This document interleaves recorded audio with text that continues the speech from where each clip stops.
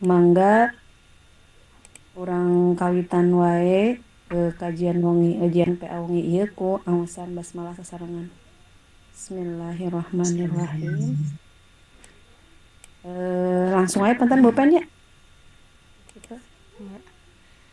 Mangga disangakeun wae ka Bu Penti anu bade ngarugikeun kajian wengi ieu tentang naon Bu?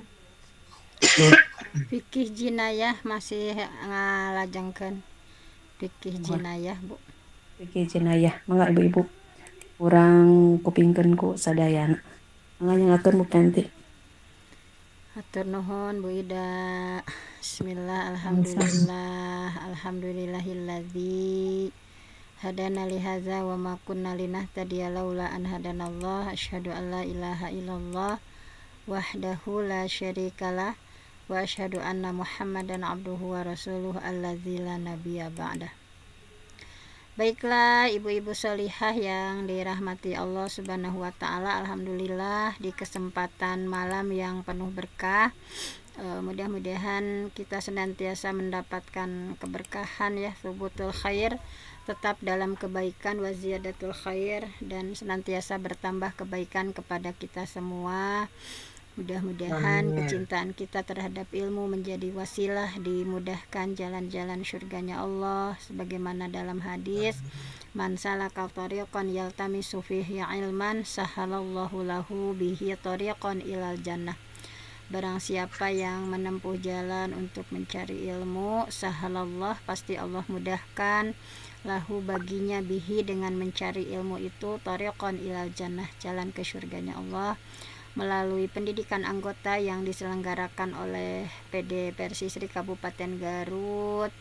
Nah, insya Allah kita mengokohkan ya, menguatkan keagamaan kita baik dalam fikih ibadahnya ya, fikih munakahat, fikih mawaris, dan pada kesempatan kali ini fikih jinayah. Nah, insya Allah kita akan sama-sama pelajari.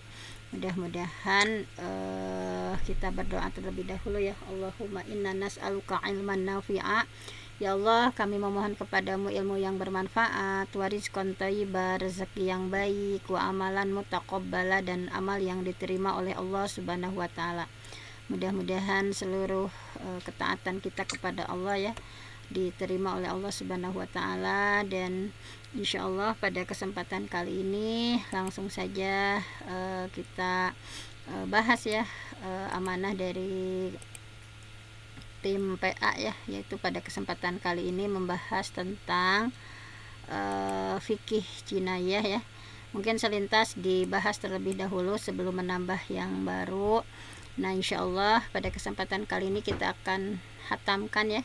Nah, di sini ada pengertiannya, ada asas-asasnya, ada macam-macam jarimah ya.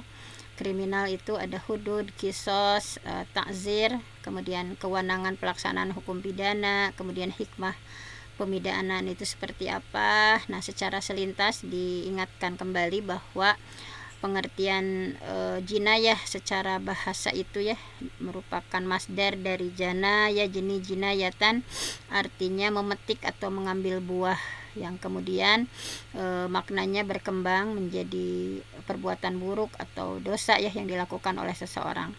Jamak dari jinayah adalah jinayat. Nah, jadi pengertiannya seperti itu. Al jinayah lugotan, jadi jinayah secara bahasa ya kullu fi'lin, setiap perbuatan muharram yang terlarang, yaf'aluhul insan yang dilakukan manusia, sawaun kana dzalika fi nafsin aw malin aw irdin, baik terhadap jiwa, harta maupun kehormatan. Nah, secara istilah ada salah satu yang kita bacakan saja ya karena sudah. Di antaranya Imam Al-Mawardi menyampaikan bahwa definisi jinayah secara ini ya, secara apa istilah. Nah, secara istilah di sini ya, secara istilahi tadi secara lughawi ya, sekarang secara istilah bahwa salah satunya mohon di mute terlebih dahulu ya semuanya. Nah, al-jinayah, jinayah itu hia adalah al-af'al, perbuatan-perbuatan al-muharramah yang diharamkan, syar'an oleh syariat, sawaun baik waqa'at ala nafsin yang menimpa jiwa, au malin atau menimpa harta, au ghairihima ataupun selainnya gitu ya. Nah, kemudian ini sudah kita bahas ya, dalil Quran tentang jinayah, bahwa Allah menegaskan larangan membunuh jiwa yang dilindungi dalam firman Allah dalam surah Al-Isra ayat 33, a'udzubillahi minasyaitonirrajim, wala taqtulun nafsa, janganlah kalian membunuh jiwa allati haramallah, yang Allah haramkan untuk membunuhnya, illa bil haq, kecuali ya dengan suatu alasan yang benar. Wa man kutila mazluman, barang siapa yang dibunuh secara zalim, faqad ja'alna liwaliyihi, maka sesungguhnya kami sudah memberikan kekuasaan kepada ahli warisnya ya.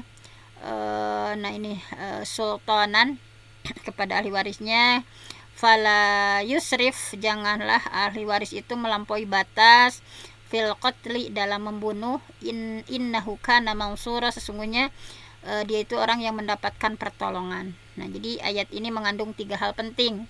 Larangan membunuh jiwa yang dilindungi, kemudian ada hak kisos bagi wali korban, kemudian yang ketiga larangan berlebih-lebihan dalam pelaksanaan hukum balas ya, atau hukum kisos itu. Nah, kemudian asas-asas jinayah ini adalah pondasi yang membedakan sistem ini dari sistem hukum lainnya ya. Para ulama usul fikih menetapkan beberapa asas fundamental. Jadi yang membedakan antara hukum Islam ya, hukum pidana Islam dengan yang lainnya. Yang pertama, dalam pidana Islam itu harus ada asas legalitas atau mabda asy-syar'iyyah. Jadi tidak ada jarimah atau tindak pidana dan tidak ada hukuman kecuali berdasarkan nas syariat yang tegas gitu ya. La jarimah wala uqubah illa binassin, bahwa tidak ada jarimah ya, tidak ada ukubah sanksi kecuali ada nasnya gitu ya. Nah, asas ini merupakan salah satu jaminan kepastian hukum dalam Islam, bahwa dalam dalilnya ya di surah Al-Isra, a'udzubillahi minasyaitonirrajim, wa ma kunna mu'azzibin, dan tidaklah kami menyiksa hatta nab'atsa rasula, sebelum kami mengutus seorang rasul. Nah, jadi tidak akan disiksa oleh Allah, tidak akan diazab kecuali ada utusan ya, seorang rasul yang sudah menyampaikan risalah Islam. Kemudian asas praduga tidak bersalah, bahwa al-bara'ah al-asliyah, bahwa setiap orang dianggap tidak bersalah gitu. Pada asalnya seorang tidak bersalah kecuali ada bukti atau sebaliknya gitu ya. Nah, ini tercermin dalam sabda Nabi bahwa idra'ul hudud bisyubuhat gitu ya, bahwa tolaklah idra'ul hudud, tolaklah hukuman hudud bisyubuhat, karena adanya syubuhat atau karena ada keraguan-raguan. Jadi di sini ya, hadis ini hadis riwayat Ibnu Majah. Kemudian asas keadilan gitu ya, dalam menetapkan hukum Islam harus berbasis keadilan. Islam melarang keras ya ketidakadilan dalam penerapan hukum, bahwa hukum itu berlaku sama bagi semua orang tanpa diskriminasi gitu ya, tanpa perbedaan ras, kedudukan, kekayaan. Bahwa dalam surah An-Nisa ditegaskan, a'udzubillahi minasyaitonirrajim, ya ayyuhallazina amanu, wahai orang beriman, kunu qawwamina bil qis, jadilah kalian penegak keadilan, syuhada alillah, menjadi saksi karena Allah, walau ala anfusikum awil walidain, walaupun terhadap diri kalian sendiri atau terhadap ibu bapak dan kaum kerabat kalian. Jadi harus adil gitu ya, harus menegakkan keadilan walaupun terhadap diri sendiri, terhadap ibu bapak dan kaum kerabat.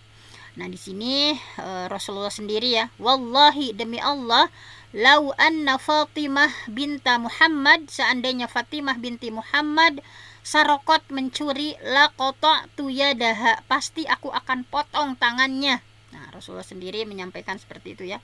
Kemudian yang keempat adalah asas pertanggungjawaban pribadi, al-mas'uliyah al-fardiyah, bahwa setiap orang hanya bertanggung jawab atas perbuatannya sendiri ya, bukan atas dosa orang lain. Wala taziru waziratu wizra ukhra, dan seseorang yang berdosa tidak akan memikul dosa orang lain.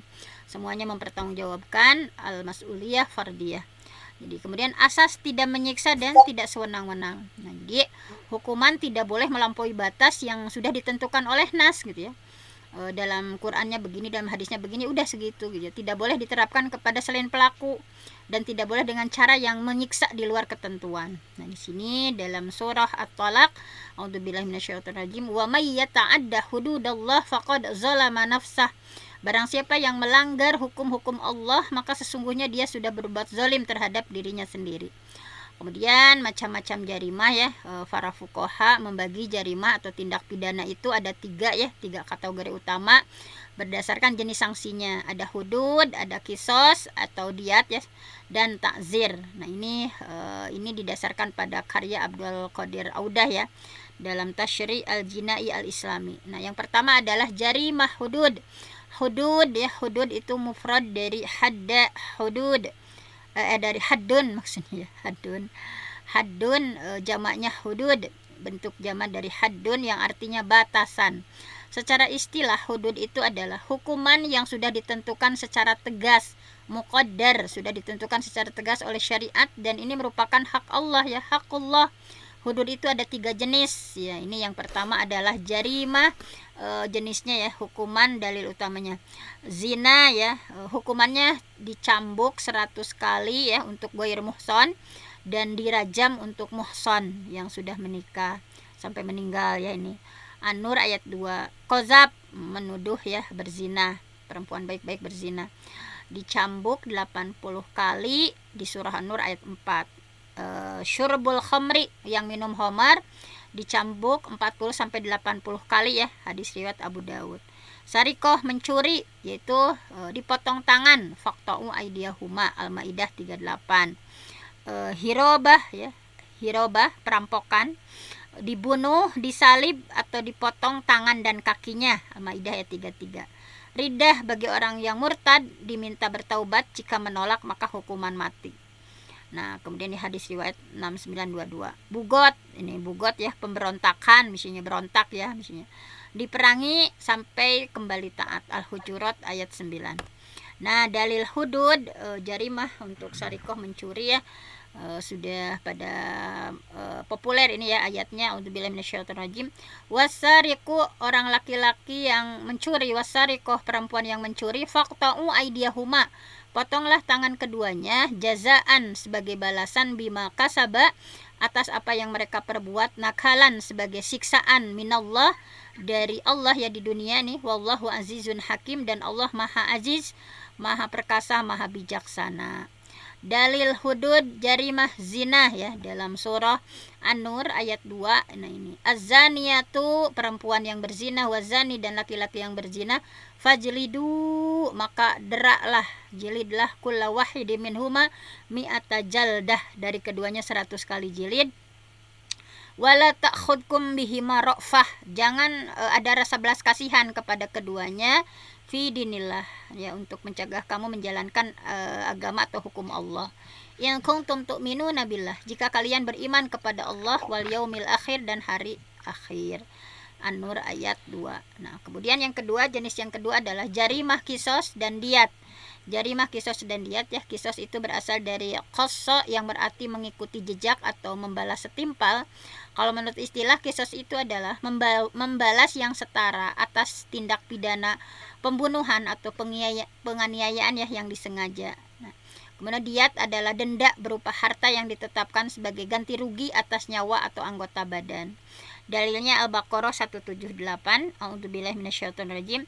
Ya ayyuhalladzina amanu, wahai orang beriman, kutiba, telah diwajibkan, alaikum, atas kalian, al-qisas ya, melaksanakan kisos, fil qatla, yaitu yang berkaitan dengan yang dibunuh, al-hurru bil hurri, orang merdeka dengan orang yang merdeka, wal abdu bil abdi, hamba sahaya dengan hamba sahaya, wal unsa bil unsa, perempuan dengan perempuan. Faman ufiyalahu, barang siapa yang memperoleh maaf, min akhihi, dari saudaranya, dari pihak yang terbunuh, syai'un, dari sesuatu ya, fattibaun bil ma'ruf, hendaklah dia mengikutinya dengan cara yang baik, wa adaun ilahi bi ihsan, dan membayar diat kepadanya dengan baik ya. Nah, kalau misalnya membunuh kemudian dimaafkan oleh korbannya ya, maka harus mengikuti dengan cara yang ma'ruf dan memberikan diat, denda ya, kepada pihak yang terbunuh.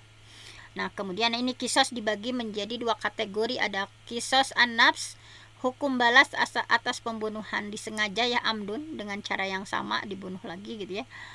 Kemudian kisos madunan nafs, ini hukum balas atas penganiayaan atau pelukaan anggota badan tidak sampai terbunuh gitu ya. Kisos madunan nafs, hukum balas atas penganiayaan atau pelukaan anggota badan. Nah, kemudian di sini di dalam Bukhari ya, hadis riwayat Bukhari, la yahillu, tidak halal alias haram ya. La yahillu, tidak halal, damu mri'in, darah seorang muslim, yashhadu alla ilaha illallah wa anni rasulullah, yang bersaksi bahwa tiada Tuhan selain Allah dan bahwa aku Muhammad adalah Rasulullah, illa, kecuali bi ihda salas, karena ada salah satu dari 3 hal. As-sayyibuz zani, yaitu orang yang telah menikah kemudian berzina. Wan nafsu bin nafsi, jiwa dibalas dengan jiwa yaitu kisos. Wattariku lidinihi al-mufariq lil jamaah, dan orang yang meninggalkan agamanya atau murtad yang memisahkan diri dari jamaah. Nah, ini ya, halal darahnya dan halal kehormatannya orang yang seperti ini tadi ya, karena tidak halal kecuali, nah ini ya tadi, yang sudah menikah berzina berarti halal, jiwa dibalas dengan jiwa ya, yang membunuh juga halal dibunuh, orang yang murtad tadi yang memisahkan diri dari jamaah juga halal untuk dibunuh. Nah, ini ya. Kemudian yang C itu adalah jarimah ta'zir. Ta'zir secara bahasa mencegah atau mendidik. Secara istilah ta'zir itu hukuman yang diserahkan kepada kebijaksanaan hakim atau qadhi atau waliul amri ya, pemerintah, karena tidak ada ketentuan hukum definitif dalam nas Al-Quran maupun hadis. Jadi ta'zir ini bersifat fleksibel dan bisa berupa peringatan atau denda atau penjara. Nah, penjara itu ta'zir berarti ya, karena hukuman yang diserahkan kepada kebijaksanaan qadhi atau hakim atau waliul amri atau tergantung pemerintah gitu ya, karena tidak ada hukuman definitif dalam nas Al-Quran. Ta'zir bersifat fleksibel karena bisa berupa peringatan, denda ataupun penjara hingga hukuman cambuk di bawah batas hudud. Nah, bahwa la yujladu ahadun fauqa asyrah aswat illa fi haddin min hududillah. Tidak boleh seorang pun dicambuk lebih dari 10 kali kecuali dalam pelaksanaan salah satu hukuman hudud dari hudud-hudud Allah. Nah, kemudian di sini tadi ya, kewenangan. Nah, ini kewenangan dari pelaksanaan hukum pidana Islam. Yang pertama, negara punya kewenangan, waliul amri. Jadi para ulama sepakat bahwa pelaksanaan hukuman pidana atau iqamah al-hudud wal qisas wa ta'zir adalah kewenangan eksklusif negara atau waliul amri, pemerintah yang sah, dan tidak boleh dilakukan secara sepihak oleh individu. Hal ini untuk mencegah anarki ya, atau main hakim sendiri, nggak boleh. Nah, kemarin misalnya ada yang mencuri langsung sampai terbunuh gitu ya, disiksa sampai itu, nggak boleh. Padahal kewenangan negara, waliul amri. Ya, a'udzubillahi minasyaitonirrajim. Ya ayyuhalladzina amanu, wahai orang beriman, Allah, taatilah Allah, wa atiur rasul, taatilah rasul, wa ulil amri minkum, dan ulil amri atau pemegang kekuasaan atau pemerintah di antara kalian. Kemudian yang kedua adalah kewenangan qadhi atau hakim.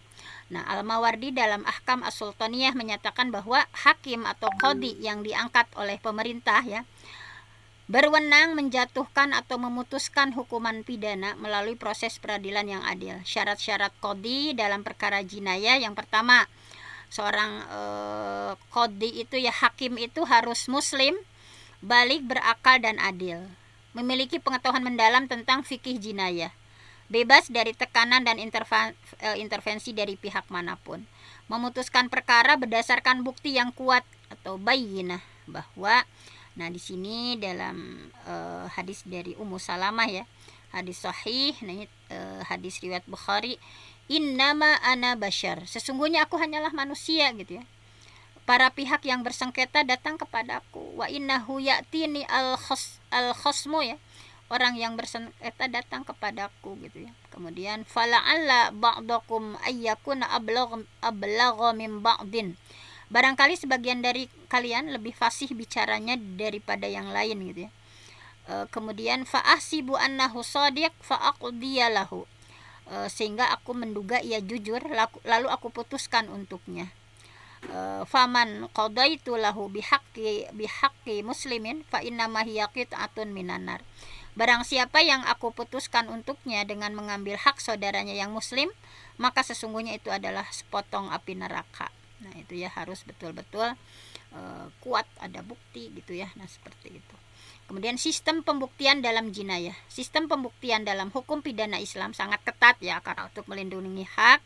Yang pertama, alat buktinya pengakuan, ada ikror. Jadi pengakuan seorang pelaku ya secara sukarela, tidak dalam paksaan dan akil berakal gitu. Berlaku untuk semua jarimah. Kesaksian atau syahadah ya, harus ada kesaksian. Minimal 2 saksi adil. Kalau untuk zina ya 4 saksi laki-laki. Inti berlaku untuk semua jarimah. Sumpah yamin ya, harus ada sumpah, digunakan dalam perkara kisos dan diat. Jadi berlaku untuk kisos dan diat harus ada sumpah atau yamin ya. Nah, karena kan akan dibunuh lagi ya. Qarinah harus ada indikasi gitu ya. Bukti tidak langsung yang kuat berlaku untuk takzir. Nah, ini berlaku untuk takzir ya, ada indikasinya.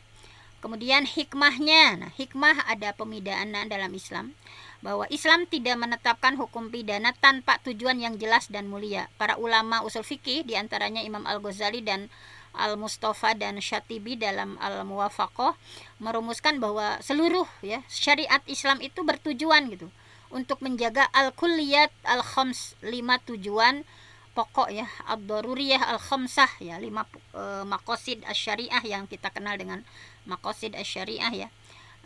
Yang pertama adalah seluruh syariat itu ya, baik potong tangan, kisos gitu ya, tadi ya zina di rajam, semuanya itu ada maqasid asy-syariahnya gitu.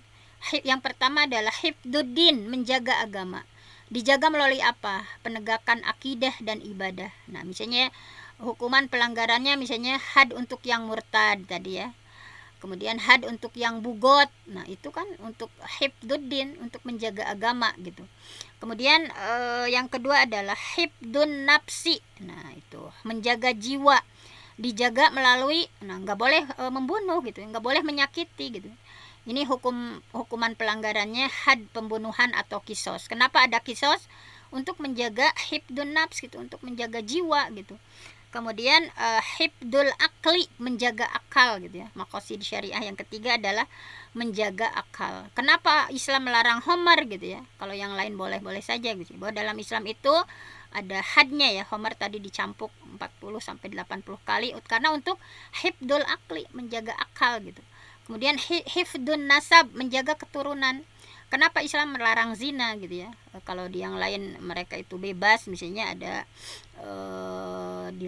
kalau kayak di luar misalnya di Eropa misalnya ada liberal, mereka bebas melakukan perzinahan gitu ya. Kenapa Islam melarang zina? Karena ada hadnya, ada had zina tadi yang muhson, ghair muhson gitu. Untuk yang qadzab, menuduh orang lain berzina. Nah, karena hifdun nasab, untuk menjaga keturunan gitu. Kemudian hifdul mal, yang kelima adalah maqasid syariah itu menjaga harta. Kenapa Islam melarang mencuri gitu ya, melarang merampok ya, ada had sarikohnya sampai harus dipotong tangan gitu ya, hirobah gitu, harus disalib dan sebagainya gitu ya. Nah, karena hifdul mal, untuk menjaga harta. Nah, kemudian hikmah pencegahannya atau rod'u wal jazru. Salah satu tujuan utama hukuman dalam Islam itu adalah mencegah orang lain dari melakukan kejahatan serupa. Jawazir ya. Allah berfirman tentang hukuman kisos. Walakum fil qisasi hayah ya ulil albab la'allakum tattaqun. Dan dalam kisos itu dalam saling balas ya, membunuh dibunuh lagi itu ada jaminan gitu, ada jaminan kehidupan bagi kalian. Ya ulil albab, wahai orang-orang yang berakal, la'allakum tattaqun, agar kalian bertakwa. Jadi ayat ini adalah salah satu prinsip tertinggi dalam hukum pidana Islam. Para ulama tafsir diantaranya Imam Al-Qurtubi dalam Al-Jami' lil Ahkamil Quran menafsirkan bahwa dengan adanya kisos maka potensi pembunuhan berantai ya dapat dicegah gitu ya. Karena pelaku tahu konsekuensinya akan dibunuh lagi gitu. Nah, seperti itu. Kemudian hikmah perlindungan masyarakat atau himayah al-mujtama ya, hukuman pidana Islam. Kenapa ada hukuman pidana Islam? Ada jinayah ini ya, bertujuan melindungi masyarakat dari kejahatan yang berulang. Dengan menerapkan hukuman yang tegas, masyarakat terlindungi dari bahaya pelaku kejahatan. Buktinya Saudi Arabia itu kejahatannya, kriminalnya paling minim ya di sana. Iqamatu haddin min hududillah khair min matori arba'ina laylah fi biladillah azza wa jalla. Ditegakkannya satu hukuman dari hukuman-hukuman Allah lebih baik daripada turunnya hujan selama 40 malam di negeri Allah azza wa jalla. Nah ini ya. Nah, kemudian hikmahnya. Nah, kemudian ada hikmah penebusan dosa. Takfir az-zunub. Dalam pandangan Islam, bagi seorang mukmin yang melanggar hukum atau dijatuhi hukuman ya, maka hukuman tersebut sekaligus berfungsi sebagai kafarah, penebus dosa di dunia gitu, sehingga tidak dihukum lagi di akhirat gitu. Jadi ketika misalnya yang mencuri dipotong tangan, maka ya sudah di dunia gitu ya. Yang berzina misalnya ya tadi dilempar ya, atau apa tadi teh, dijilid ya, didera ataupun sampai meninggal gitu ya, dicambuk gitu. Nah, kenapa gitu ya? Nah, ini di dunia itu sebagai kafarah, sebagai penebus dosa, sehingga tidak dihukum lagi di akhirat gitu ya. Dari hikmah ada penebusan dosa atau takfir az-zunub. Nah, di sini dalam hadisnya ya, man asaba min dalik, barang siapa yang melakukan sesuatu dari hal itu ya, min dalika syai'a, barang siapa melakukan sesuatu dari hal itu atau dosa-dosa, fa'uqiba, kemudian mendapatkan hukuman, misalnya dia melakukan dosa kemudian dapat hukuman, fahuwa kafarah lahu, maka hukuman itu menjadi kafarah, penebus dosa bagi dia gitu ya. Waman asaba min dalika syai'an, dan barang siapa melakukan sesuatu dari hal itu, fasatarahullah, kemudian Allah menutupinya atau tidak diketahui, fa'amruhu ilallah, maka urusannya diserahkan kepada Allah Subhanahu wa taala. Jadi barang siapa yang berbuat dosa tadi ya, dosa-dosa yang kemudian dihukum dengan dosa itu, maka hukumannya menjadi kafarah, menjadi penebus dosa. Barang siapa yang melakukan sesuatu dari hal itu kemudian Allah menutupnya ya, tidak diketahui, maka urusannya diserahkan kepada Allah Subhanahu wa taala. Kemudian hikmah, kenapa ya hikmah harus adil ya, keadilan dan keseimbangan sosial.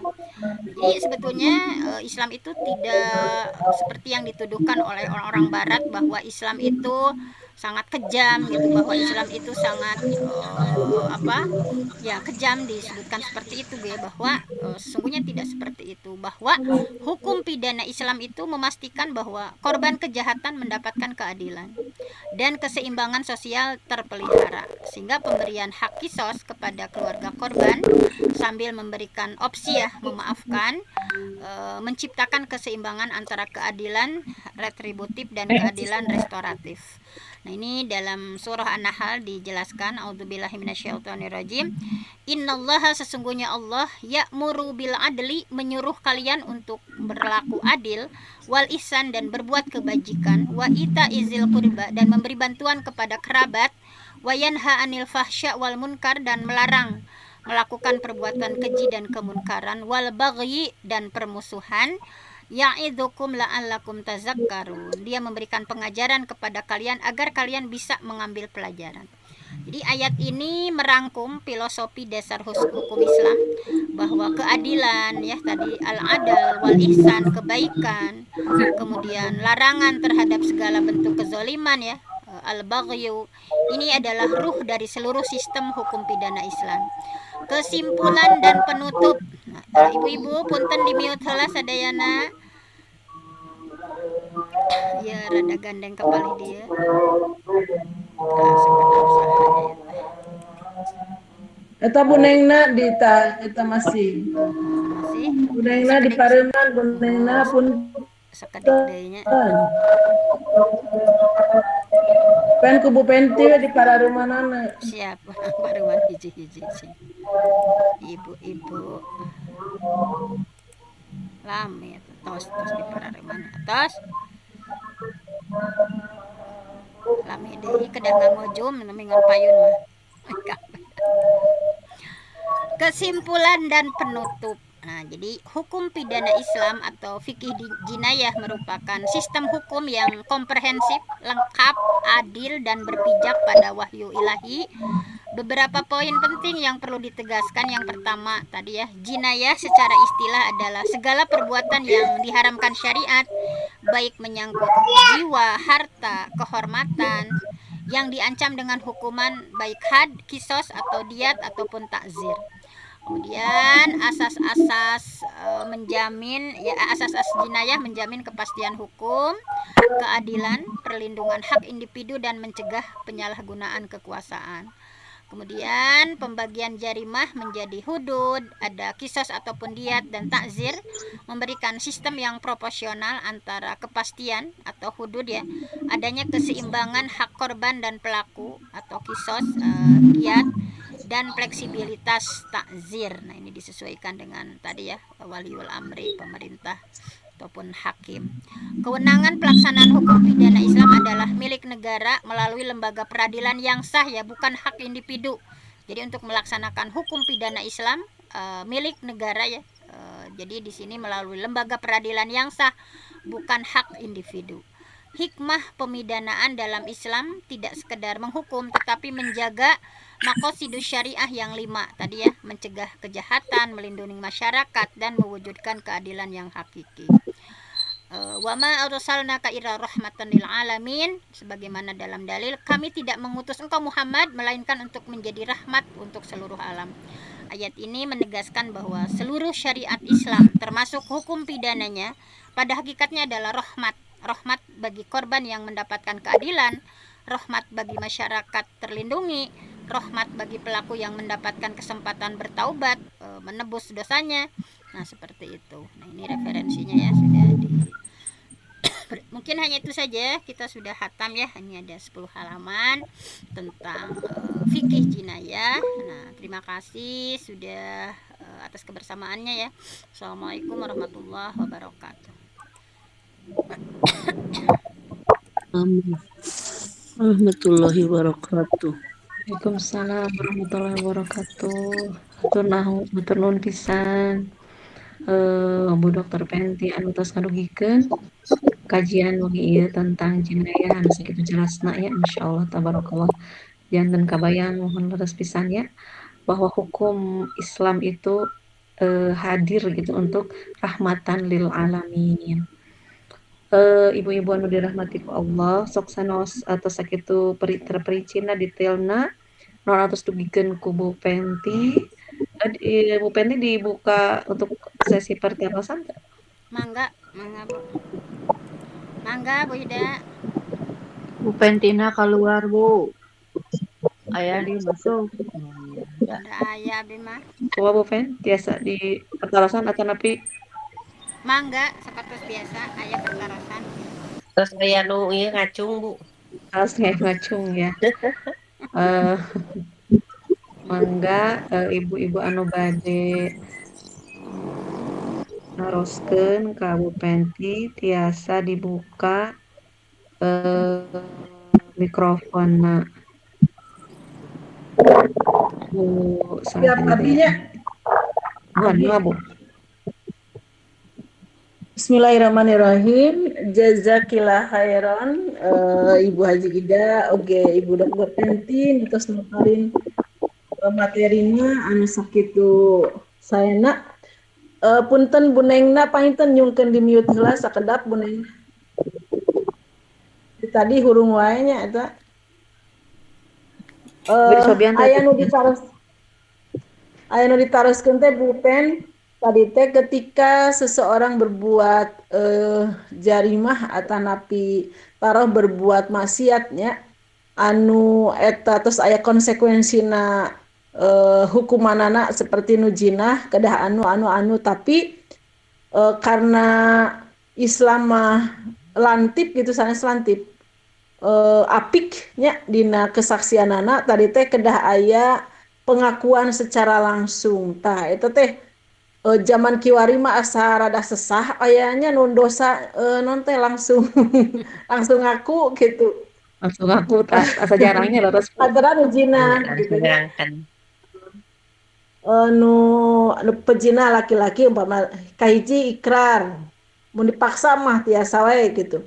Kadua kedaya saksi nage seueur nya dua pamegat opat upami sareng istri kumaha upami bupen ieu na teh naon teh bukti na teh ayeuna mah kan usum media teh ya video aya nu video na nyalira gitu berarti saksina teh nyalira tetapi eta video rekaman adeganana naonna gitu eta teh kan sebagai buktos tiasa teu eta karena memenuhi syarat teu sapertos anu tadi didugikeun pami saksi na teh nyalira tapi anjeunna nu nyalira teh video gitu tah kumaha nya Bu Pen pami kitu hatur nuhun pisan hiji we heula eta Aduh.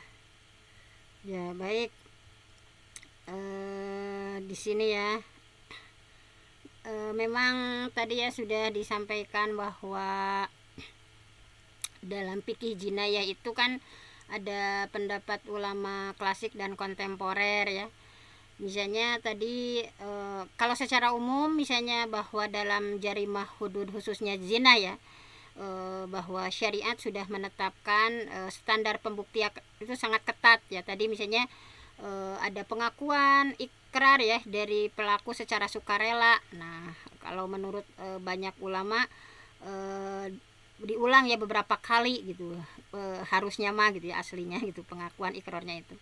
Kemudian tadi ya sudah disampaikan bahwa ada kesaksian dari 4 orang saksi laki-laki yang adil yang melihat langsung ya terjadinya hubungan badan secara jelas misalnya. Nah, apakah video bisa menjadi bukti zina? Nah, di sini ya kalau menurut mayoritas ulama klasik ya atau al-mutaqaddimin, nah kalau menurut ulama klasik mah tidak gitu ya. Kalau ulama klasik gitu ya bahwa video itu tidak dapat menggantikan 4 orang saksi gitu atau pengakuan untuk menjatuhkan hukuman hudud. Alasannya karena Al-Quran dan Sunnah sudah menetapkan cara pembuktiannya secara khusus gitu.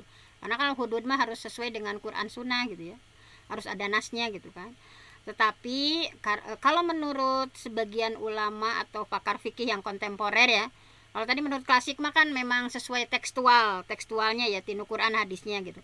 Kalau menurut fikih kontemporer gitu ya, bahwa video ini bisa menjadi korinah tadi, bisa menjadi korinah atau alat bukti pendukung atau petunjuk kuat terutama untuk proses penyelidikan atau dalam perkara yang hukumannya takzir, misalnya hukuman yang ditetapkan oleh hakim tetapi tidak cukup untuk menjatuhkan hukuman hudud zina tanpa pengakuan atau 4 orang saksi gitu ya. Nah, jadi kalau menurut kontemporer seperti itu.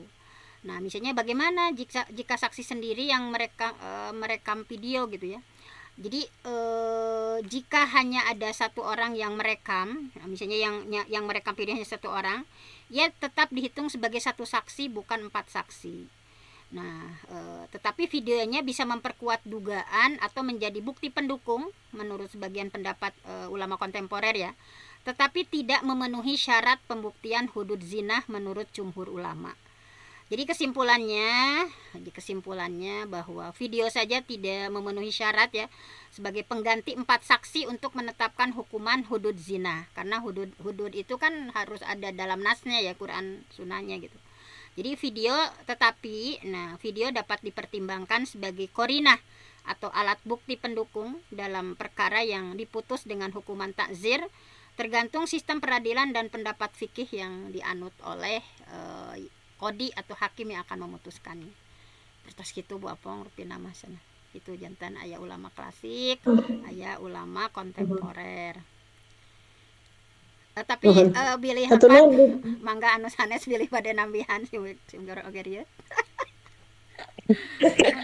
Hatur nuhun. Ya, mohon rupina mah da Namihan, Bu. Mangga nambihan Bu. Namihan sakedik. Ya pangikan ku zaman ayeuna mah komo aya artificial intelligence teh nya nu sapertos direkayasa gitu janten rada hariwang oge gitu. Nganggo alat Bu, janten ngabuktos video nu tadi teh. Margi tadi teh ayeuna mah seueur pisan rekayasa sareng dibuat anu persis menyamai anu nya percis we jika pemeran langsung jalmina gitu. Janten Biasa memang dipalsukeun gitu nya. rada palaur gitu. Naon? Tah mohon. Upami dange Berarti alat bungkosnya gitu nya. artinya nya uwi kapribadina nu leres nu jujur bisa ku metode kitu tiasa naon eta mah naon teh efek kamera nya nu anjeunna teu jujur mah tapi nu jujur mah panginten ku kituna Biasa ge mun jantan sesah pertimbangan ya gitu Bu. nuhun waktos di Ambon geuningan aya nu anjeunna nyogrogkeun ka panglimana nalika perang di Ambon nalika anjeunna ngalakukeun jinah tah anjeunna nyungkeun dirajam gitu da namina pameget nuju di lembur batur perang panginten anger melampiaskan nafsuna ka itu tapi ngaku ka panglimana nyungkeun di ieu nyungkeun dirajam gitu dirajam kan jadi masalah kapungkur geni di Indonesia rame tahun sabaraha teh tahun 80 sekian atau napi 2000 sekian aya kantos Kasus kajantenan sepuluh Japar mohon anu di Makassar teh nya anu di Ambon mohon kapungkur di Makassar jantan naman ngaraboy Imam Japar teh nu gina anu ulah panglima naon kapungkur mah Hizbullah kitu namina di teh panglima perang gitu nya panglima panglima naon Hizbullah laskar perang waktu sarita nya itu teh Laskar Hizbullah Tah eta mah 1000 hiji nya nu ngangkeun kitu nya Bapak. mohon cacak Apa tadi teh cacak Hizbullah Bu. cacak niatan nuleres wae bisa api-api ku IT nuleres bisa api-api ku IT Iya. anu Iya. henteu sedih Ayeuna mah gitu pan dunia anger terbalik teh ya Bu. Nu betul tidak aya jadi bohong gitu cerita. Nu bohong jadi bener. kan aya lebna nya siga ijazah eta geuningan kan aya lebna Tah eta. nah itu mah bukan ranah kita ayo Iya. lanjut Lanjut Ya, Tapi aja. di sini memang dibahas itu ya disimpulkan itu bahwa intinya pembuktian jarimah zina itu ya. Kenapa tadi video apalagi yang mutakodimin ya tidak menganggap. Jadi memang pembuktian jarimah zina itu adalah salah satu pembahasan yang paling ketat dalam fikih jinayah. Karena hukuman hudud itu kan menyangkut hak Allah ya, yang konsekuensinya sangat berat gitu ya. Sehingga syariat itu menetapkan standar pembuktiannya sangat tinggi. Untuk apa? Untuk melindungi kehormatan, mencegah salah menghukum gitu ya. Jadi misalnya tadi Jantan fitnah ya, benernya. bisa jadi fitnah. Nah ini dasar Al-Qur'annya kan tadi misalnya dalam Quran surah Nur ayat 4, dan orang-orang yang menuduh perempuan yang baik-baik berzina kemudian mereka tidak mendatangkan 4 orang saksi maka deraklah mereka 80 kali cambukan gitu. Nah ayat itu menunjukkan bahwa pembuktian zina harus dilakukan dengan sangat hati-hati gitu.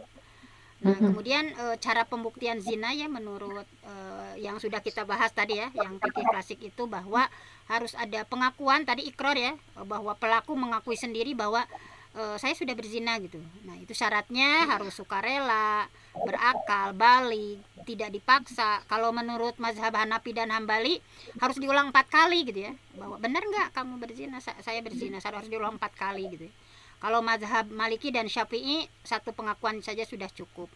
Contohnya dalam kisah Ma'iz bin Malik ya, dan perempuan dari suku Gomid yang datang sendiri kepada Nabi mengakui perbuatannya. Kemudian tadi ya kesaksian 4 orang, bahwa 4 orang saksi itu harus laki-laki, muslim, balik, berakal, adil, melihat secara langsung terjadinya hubungan badan ya, bukan hanya berduaan atau hanya sekedar berpelukan misalnya. Nah, para ulama menjelaskan bahwa yang dilihat itu harus benar-benar jelas, bukan sekedar dugaan.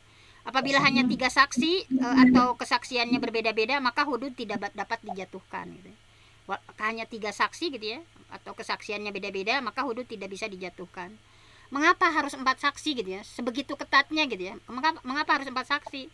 Hikmahnya adalah menjaga kehormatan manusia, mencegah fitnah, memastikan tidak ada kesalahan dalam menjatuhkan hukuman, menjadikan hukuman hudud benar-benar diterapkan ketika bukti sudah sangat pasti gitu. Karena itu sepanjang sejarah Islam, hukuman zina lebih sering ditegakkan melalui pengakuan pelaku gitu. Bukan karena adanya 4 saksi. Nah, dalam sejarah sepanjang hukuman Islam terjadi ya, sejarah Nabi sampai para sahabat itu lebih sering melalui pengakuan pelakunya. Karena kalau zaman dulu mah memang jujur dan memang ingin bertaubat benar-benar gitu ya, Iya. bukan karena adanya 4 saksi, kebanyakan seperti itu. Kemudian tadi ya dikupas lagi bagaimana kedudukan video tadi ya, bahwa ada tadi ya pendapat pertama jumhur ulama bahwa video tidak bisa menggantikan 4 saksi. Sekali lagi, alasannya kenapa? Al-Quran sudah menetapkan 4 saksi secara eksplisit ya. Kemudian video bisa direkayasa tadi ya, betul menurut Bu Hendrayati ya, bisa dipotong atau bisa disalahartikan bahwa hudud tidak boleh ditegakkan jika masih ada keraguan atau syubhat. Tadi ya kaidahnya adalah idra'ul hudud bisyubuhat. Tolaklah penerapan hukuman hudud apabila terdapat keraguan-raguan. Jadi tidak boleh ada syubhat. Walaupun hadis ini ada perselisihan ya tingkat kekuatannya, tetapi maknanya bisa diterima dalam fikih menjadi dasar kehati-hatian dalam perkara hudud. Kemudian pendapat kedua ya, sebagian ulama kontemporer tadi ya, bahwa video itu bisa jadi korinah atau indikasi atau alat bukti pendukung. Artinya boleh dipakai dalam penyelidikan, boleh menjadi dasar pemeriksaan, boleh dipakai untuk hukuman takzir apabila hakim memperoleh keyakinan gitu, tetapi tidak cukup untuk menjatuhkan hudud zina. Nah, jadi pendapat ini banyak berkembang ya pada fikih kontemporer mengenai bukti elektronik. Nah, jika yang merekam adalah saksi sendiri tadi ya, misalnya A merekam B, ya misalnya si A merekam A dan B sedang berzina, apakah videonya menjadi 4 saksi? Tadi jawabannya tidak, karena yang dihitung adalah jumlah saksi bukan jumlah kamera. Kamera hanya alat dokumentasi, tetap hanya ada 1 orang saksi yang menyaksikan. Bagaimana jika ada rekaman CCTV? Misalnya ada rekaman CCTV. CCTV juga tidak menggantikan 4 saksi untuk hudud. Namun, tentu saja CCTV dapat menguatkan dugaan, menjadi alat penyelidikan, dipakai dalam perkara takzir jika memenuhi ketentuan hukum yang berlaku. Nah, jadi dalam sistem hukum modern ya, di banyak negara yang menerapkan unsur syariat, bukti digital seperti video, foto, CCTV, rekaman elektronik, hasil forensik sering diterima sebagai alat bukti dalam pidana. Namun untuk hukuman hudud zina, banyak negara tetap mensyaratkan pembuktian sesuai ketentuan fikih atau bahkan tidak menerapkan hudud sama sekali. Nah, seperti itu, Bu. Nya.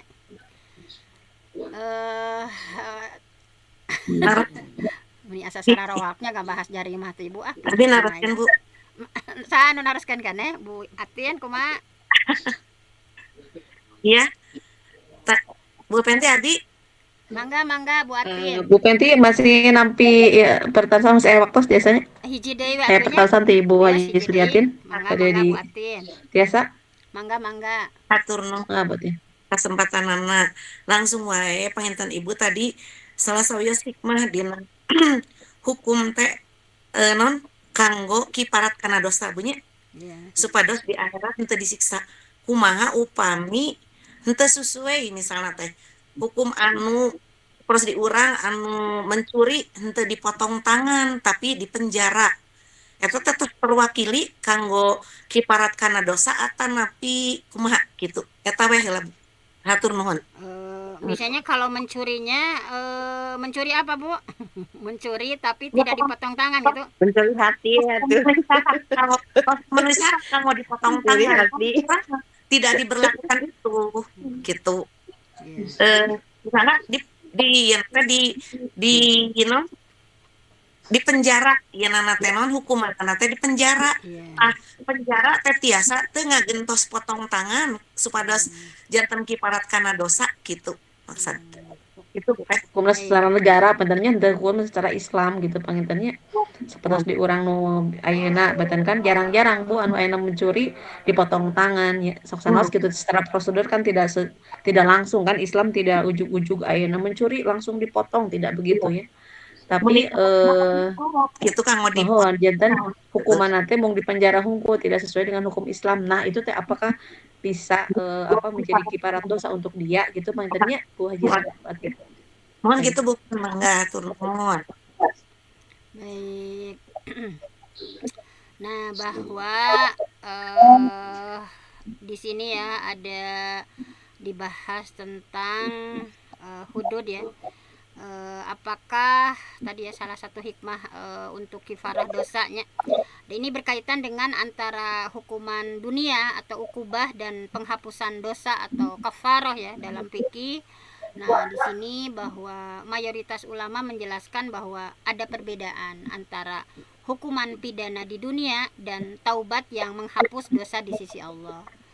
Nah, jadi di antaranya misalnya bahwa jika hudud ditegakkan sesuai syariat, dalam hadis sahih ya bahwa Rasulullah bersabda, barang siapa yang melakukan dosa kemudian dihukum dengan hukuman hudud di dunia, maka hukuman itu menjadi kafaroh gitu ya.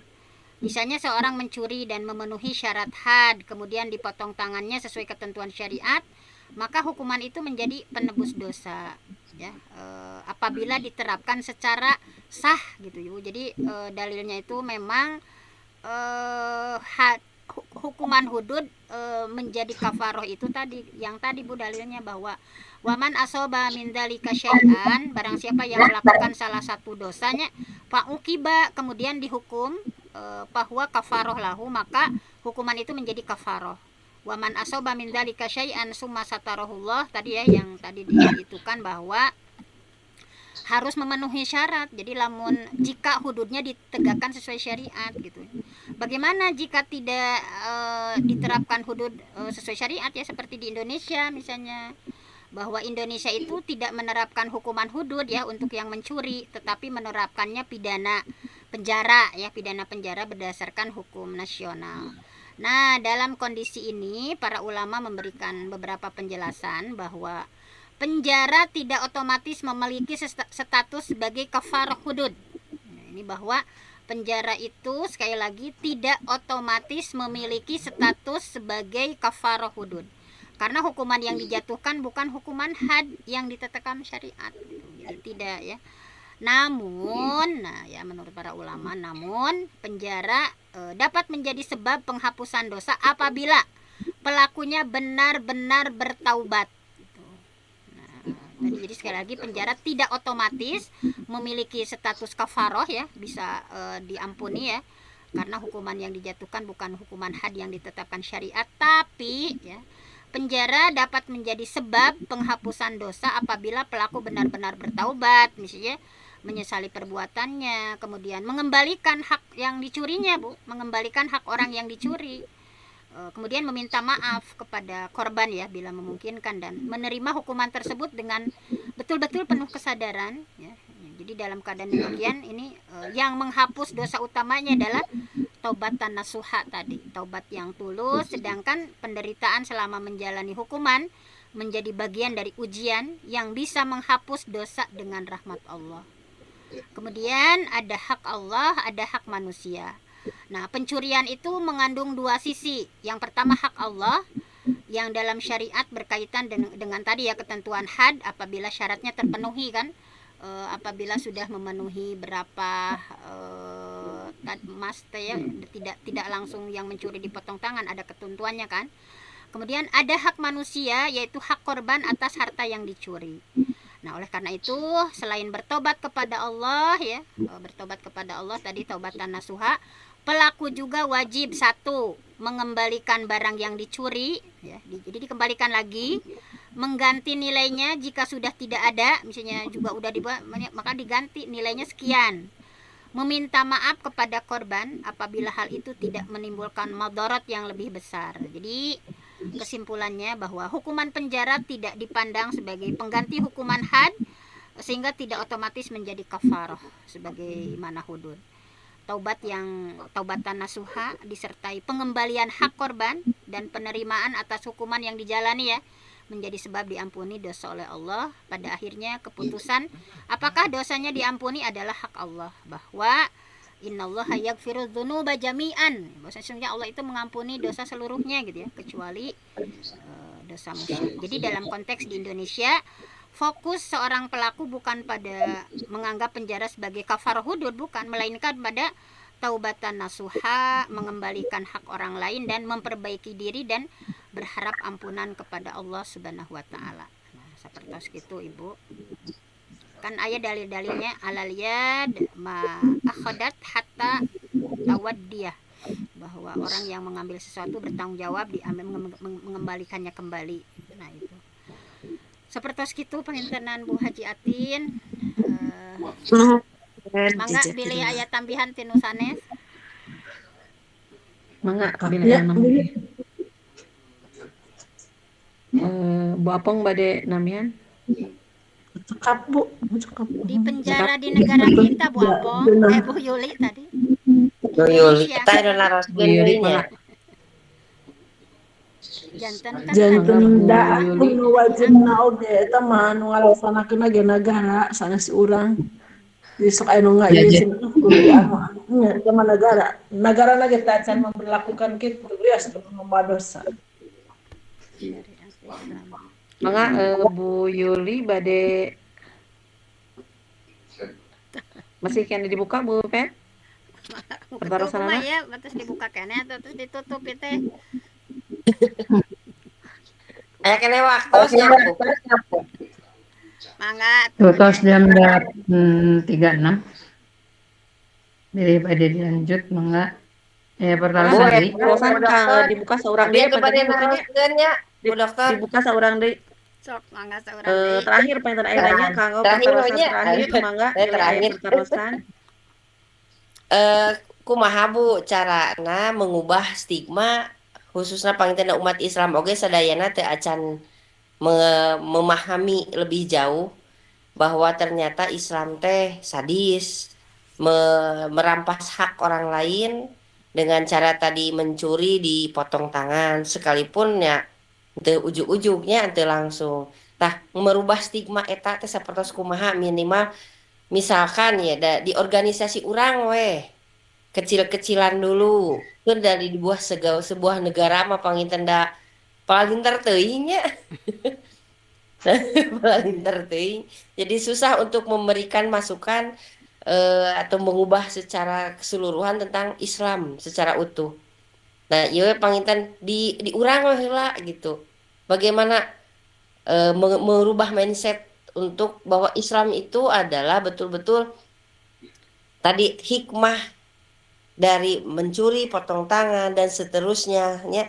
Itu bagaimana caranya merubah stigma seperti itu. Ya. Pagitu sakitu panginten Bu Dokter nuhun. Baiklah, memang ya di Islam itu tadi ya bahwa banyak stigma bahwa Islam tehnya kejam misalnya ya, kemudian yang lain-lain gitu. Nah untuk menjawab pertanyaan ini pendekatan yang paling efektif adalah tadi Bu yang menjelaskan makosid syariah tadi ya, tujuan syariat ya bahwa bukan hanya teks hukumnya gitu. Kan banyak orang memandang potong tangan teh sadis misalnya karena hanya melihat akhir hukumnya gitu tanpa memahami syarat, tujuannya, konteks penerapannya gitu ya. Nah bagaimana nih cara merubah stigma di antaranya kita sebagai orang yang tadi aktivis ya di organisasi mungkin bahwa jelaskan kepada orang-orang bahwa Islam itu mengutamakan pencegahan sebetulnya. Islam itu mengutamakan preventif sebetulnya, bukan penghukuman sebetulnya. Jadi harus dipahami bahwa prioritas Islam itu pencegahan atau preventifnya, bukan penghukumannya. Jadi dalam Islam itu hudud itu adalah jalan terakhir atau kalau dalam istilah anak-anak sekarang last resort gitu ya. Jadi sebelum sampai pada hukuman, kan Islam itu sudah menyuruh misalnya didik akhlak anak-anak, tanamkan keimanan, wajib bekerja gitu ya untuk memenuhi diri, kemudian silakan zakatnya gitu ya untuk berbagi, perintah bersedekah, untuk mengurangi kemiskinan gitu ya, larangan mengambil hak orang lain. Jadi sebetulnya Islam itu membangun sistem supaya orang tidak terdorong mencuri sebetulnya kalau kita lihat secara komprehensif bahwa kan tadi ya dengan pendidikan karakter, pendidikan akhlak, kemudian bagaimana mesti menanamkan keimanan, wajib bekerja ya, semua orang itu harus wajib bekerja, kemudian tadi ya harus mengeluarkan zakat, mengeluarkan sedekah untuk mengurangi kemiskinan ya. Kemudian tadi larangan mengambil hak orang lain. Jadi artinya kalau dijelaskan secara komprehensif bahwa sesungguhnya Islam itu membangun sistem supaya orang tidak terdorong mencuri gitu. Kemudian yang kedua adalah terangkan bahwa syarat hudud itu sangat ketat gitu. Jadi tidak mencuri sakumaha mencuri teh gitunya. Jadi tidak semudah itu gitu, bahwa tidak semua pencuri dipotong tangan gitu, bahwa hukuman had itu hanya berlaku jika syarat-syaratnya terpenuhi. Yang pertama, pelakunya balik, berakal, mencurinya disengaja, barangnya mencapai nisab ya. Barangnya mencapai nisab, kemudian diambil dari tempat penyimpanan yang semestinya, bukan karena kelaparan gitu ya, atau keadaan darurat.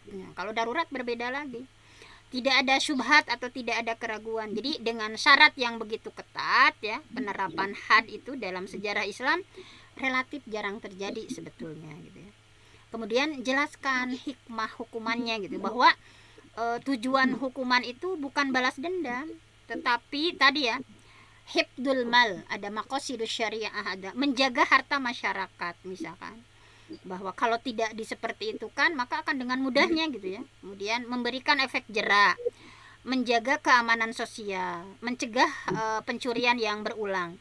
Jadi dalam maqasidus syariah bahwa hifdzul mal, menjaga harta, salah satu dari 5 dari maqasidus syariah. Nah, jadi kemudian bandingkan dengan sistem hukum modern secara proporsional. Bahwa setiap sistem hukum itu punya sanksi. Ada yang berupa penjara bertahun-tahun, denda begitu besar ya, seperti Pak Nadiem kan tidak terbukti tetapi dendanya bermiliar-miliar gitu ya. Bahkan di beberapa negara masih ada hukuman mati untuk kejahatan tertentu gitu. Bahwa Islam itu memiliki sistem pidana tetapi tidak dapat dinilai hanya dari satu jenis hukuman tanpa melihat keseluruhan sistem keadilan dan kesejahteraan yang menyertainya gitu. Kemudian jelaskan bahwa hudud itu tidak boleh diterapkan sembarangan tadi, bahwa idra'ul hudud bisyubuhat, hindarkan penerapan hudud apabila terdapat syubhat. Jadi ini ya, nah seperti itu. Kemudian tekankan bahwa Islam itu adalah agama rahmatan lil alamin, wa ma arsalnaka illa rahmatan lil alamin. Kami tidak mengutus engkau Muhammad kecuali rahmat untuk seluruh alam. Artinya seluruh syariat termasuk hukum pidana bertujuan menghadirkan kemaslahatan, mencegah kerusakan, bukan menebarkan kekejaman. Jadi intinya kesimpulannya, jangan menilai hukum Islam hanya dari potong tangan gitu ya. Lihat keseluruhan sistemnya, bahwa Islam terlebih dahulu memerintahkan keadilan sosial ya, bahwa zakat, pendidikan, memenuhi kebutuhan hidup. Hudud itu baru diterapkan dalam kondisi yang sangat ketat dan hanya jika seluruh syarat terpenuhi. Jadi tujuannya bukan menyiksa manusia tetapi menjaga 5 kebutuhan pokok kehidupan, termasuk keamanan harta, karena memahami syariat itu harus utuh ya, jangan sepotong-sepotong seperti itu. Nah, seperti itu diantaranya Bu. Sekedik namihan Kumaha Bu? Sakedik namihan ya, namihan penginten mengenai itu nah hilap itu. Hudud tadi, penerapan hudud terutama di negara kita ya, sebagaimana tadi dijelaskan bahwa hudud itu ya, sebagaimana dalam hadis bahwa hindarkanlah pelaksanaan hududnya apabila terdapat syubhat atau keraguan. Itu tadi yang dikatakan oleh Bu Penti. Kemudian dalam kaidah fikih yang lainnya juga dikenal dengan al-hududu tad'u bisyubuhat. Artinya hukuman hudud itu digugurkan karena ada syubhat. Nah, hal ini menunjukkan bahwa Islam itu sangat menjunjung kehati-hatian. Kemudian tidak boleh menghukum seseorang hanya karena berdasarkan dugaan atau bukti yang belum meyakinkan. Artinya dalam hukum di Indonesia ada yang namanya asas hukum praduga tak bersalah ya. Ini dalam hal ini mungkin untuk mengedepankan tentang hak seseorang dalam bukan membela dirinya, bisa mungkinnya itu tentang asas praduga tak bersalah itu. Kemudian dalam standar pembuktian hukum itu hudud itu memang betul sangat tinggi sekali karena konsekuensinya hukumannya itu berat. Artinya syariat menetapkan syarat bahwa untuk pembuktian seseorang melakukan suatu perbuatan itu harus sangat ketat. Jadi tidak sembarangan ketika kita mau menerapkan hukum syariat Islam tentang hudud itu. Dan lebih baik gitu ya membebaskan orang yang masih dilakukan dalam menghukum orang yang mungkin tidak bersalah. Artinya ulah ketika terkadang ya kita gitu pada penerapannya di negara kita itu kepada orang yang lemah ketika salah itu belum diperiksa betul-betul apakah betul dia melakukan kesalahan dan lain sebagainya, langsung misalkan main hukum, main hakim sendiri. Kejadian-kejadian kemarin itu bagaimana seorang yang mencuri ayam sampai dibunuh lah atau lain-lain sebagainya, sementara orang-orang yang sudah melakukan sebuah kejahatan besar malah kelihatan oleh semuanya itu dibiarkan begitu saja. Maka seringkali dikatakan bahwa hukum itu tajam ke bawah, tumpul ke atas ya itu. Nah, ini perlu dipahami bahwa dalam hadis tadi bukan berarti hudud tidak boleh diterapkan sama sekali gitu. Maksudnya adalah hudud itu diterapkan hanya ketika seluruh syaratnya itu terpenuhi. Artinya sudah terpenuhi seluruh syaratnya. Nah, jika masih ada keraguan ya artinya jika masih ada keraguan yang sah menurut syariat, maka hudud tersebut tidak boleh dijatuhkan dan hakim dapat mempertimbangkan bahwa ada hukuman lain seperti apa yang namanya takzir itu ya. Jadi jika memang terbukti terjadi pelanggaran yang tidak memenuhi syarat hudud tersebut. Nah, pertanyaan di sini bahwa Islam lebih mengutamakan kehati-hatian daripada menjatuhkan hukuman adalah pemahaman yang sangat tepat ya, selama dipahami bahwa kehati-hatian itu berlaku dalam proses proses pembuktian, kemudian penegakan keadilan, bukan sebagai penolakan terhadap keberadaan hukum hudud tersebut ya. Itu mungkin sedikit menambahkan tentang tadi bahwa Rasulullah Shallallahu Alaihi Wasallam idra'ul hudud bisyubuhat, jadi menanggapi dari hadis tadi untuk menambahkan saja. Terima kasih.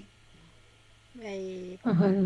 Hatur nuhun. Saya tambahkan sedikit ya. Jadi ibu-ibu anu dipotong tangan teh kurang lebih pami kita lihat nisabnya ya, bahwa latuk ta'u yadus sarik, pencuri tidak dipotong tangan illa kecuali fi rubu'i dinarin fasa'idan, seperempat dinar atau lebih. Nah, kita lihat ya, seperempat dinar itu, 1 dinar itu kan 4,25 gram emas.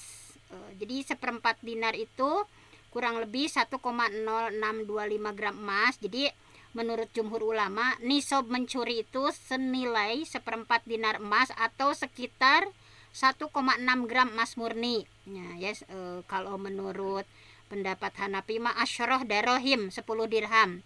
Nah, dihitungnya ayeuna misalnya bahwa kalau menggunakan patokan jumhur ulama, nisab mencuri itu seperempat dinar sama dengan tadi ya 1,0625 gram emas murni.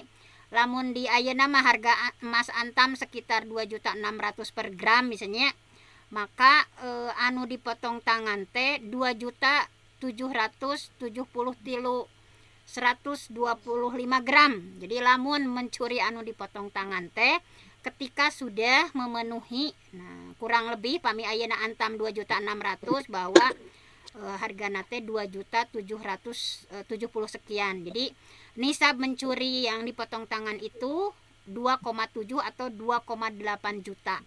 Jadi tergantung emas ya. Nah, jadi harus ditekankannya di sini gitu ya, bahwa mencuri barang yang senilai 2,8 juta. Jadi tidak otomatis dipotong tangan gitu ya.